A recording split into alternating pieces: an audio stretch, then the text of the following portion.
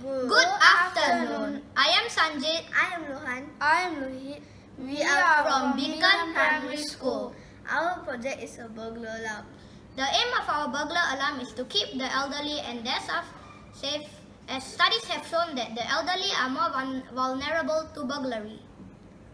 We use two microbits, 2 driver boards, a PIR sensor, a LED, and battery pack.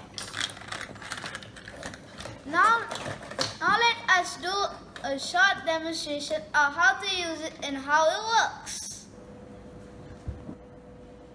In this demo, I'll be setting up this device.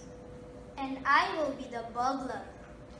Let's try to keep up on that machine and get things.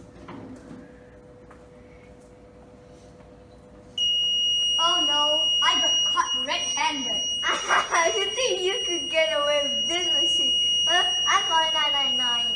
Run away! That's the end of our demonstration.